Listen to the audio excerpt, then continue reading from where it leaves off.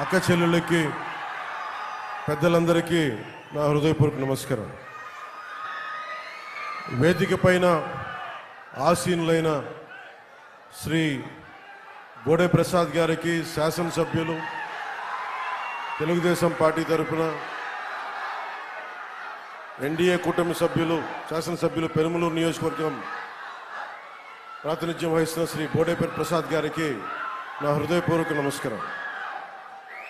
అలాగే రాష్ట్ర భూగర్భ గనులు మరియు ఎక్సైజ్ శాఖ మార్చులు శ్రీ కొల్లు రవీంద్ర గారికి, వల్లభనేని బాలశౌరి గారికి, మచిలీపట్నం పార్లమెంట్ సభ్యులు శ్రీ హరిప్రసాద్ గారికి, శాసన మండలి సభ్యులు శ్రీ కాగిత కృష్ణప్రసాద్ గారికి, పెడన శాసనసభ్యులు వెనిగొండ్ల రాము గారికి, గుడివాడ శాసనసభ్యులు శ్రీ ధూళిపాడి కృష్ణకిషోర్, వైఎస్ ఎంపీపీ కంకిపాడు, అలాగే శ్రీమతి నేర్పు రాజలక్ష్మి గారు ఎంపీపీ కంకిపాడు గారికి, శ్రీమతి బాకీ రమణ సర్పంచ్ గారికి, శ్రీమతి ముసిబోయిన విజయ్ కుమారి పునాదిపాడు సర్పంచ్ గారికి, మీ అందరికీ నా ప్రత్యేక ఆహ్వానం పలుకుతూ హృదయపూర్వక నమస్కారాలు తెలియజేసుకుంటా ఉన్నాను. గత నెల ఆగస్టులో 2 నెలల క్రితం ఆగస్టు 23న రాష్ట్ర మొత్తం గ్రామ సభలు తీర్మానం చేశాం. తీర్మానం చేసిన దాదాపు 2 నెలల తర్వాత అక్టోబర్ 14న సరిగ్గా ఈ రోజున మనం ఆ రోజు తీర్మానం చేసిన పనులకి ఈ రోజున శంకుస్థాపన చేస్తున్నాం. ఈ శంకుస్థాపన చేసిన పనులు ఈ సంక్రాంతి లోపే అయిపోవాలి. అయిపోయిన తర్వాత మళ్ళీ కొత్త పనులకి శ్రీకారం చుడదామని ఒక లక్ష్యంతో ముందుకెళ్తున్నాం. ఒక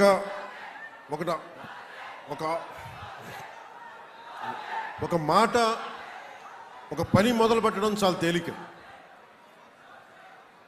ఆ పనిని పూర్తి చేయడం చాలా కష్టం. దానికి సంబంధించి బలమైన అధికారుల అండదండ లేకపోతే ఇది సాధ్యం కాదు.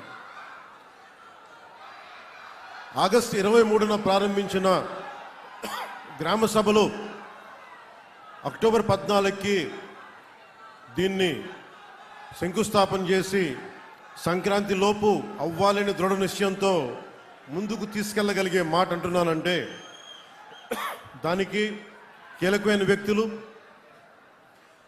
శ్రీ శశిభూషణ్ గారు, ఐఏఎస్ అధికారి, ప్రిన్సిపల్ సెక్రటరీ, పంచాయతీరాజ్ శాఖ, అలాగే కేరళ నుంచి ప్రత్యేకంగా ఆంధ్రప్రదేశ్కి తనదైన వంతు సహాయం చేయాలని ముందుకొచ్చిన విఆర్ కృష్ణతేజ గారికి, కమిషనర్ పంచాయతీరాజ్ మరియు గ్రామీణాభివృద్ధి శాఖ, అలాగే డికే బాలాజీ గారికి, అనుక్షణం కృష్ణా జిల్లా గ్రామాల్లో ఏ కష్టాలు ఉన్నాయి అనుక్షణం నాకు ఎప్పటికప్పుడు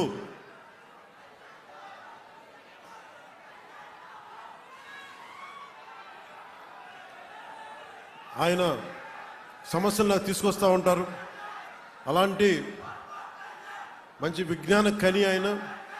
అలాగే కృష్ణా జిల్లా కలెక్టర్ శ్రీ డికే బాలాజీ గారికి, అలాగే వైవికే షణ్ముఖ్ కుమార్, ఐఎఫ్ఎస్ డైరెక్టర్ పంచాయతీరాజ్ మరియు గ్రామీణాభివృద్ధి శాఖ, అలాగే బాలా నాయక్ గారికి,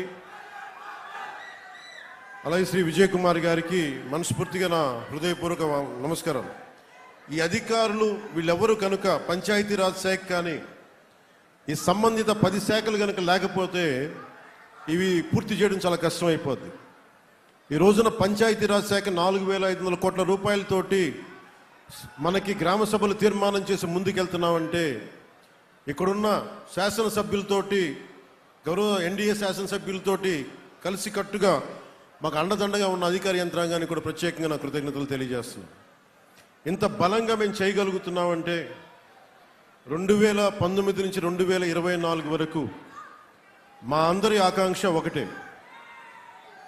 ఆంధ్రప్రదేశ్లో ఉన్న కోట్లాది మంది ప్రజలు, 5 కోట్ల మంది ప్రజలు బాగుండాలి. యువతకు ఉపాధి అవకాశాలు రావాలి, పల్లెల్లో వెలుగు రావాలి, దీనికి కూటమి పార్టీలకు అతీతంగా తెలుగుదేశం పార్టీ, జనసేన, భారతీయ జనతా పార్టీ అందరం సమిష్టిగా వచ్చి నిలబడ్డాం.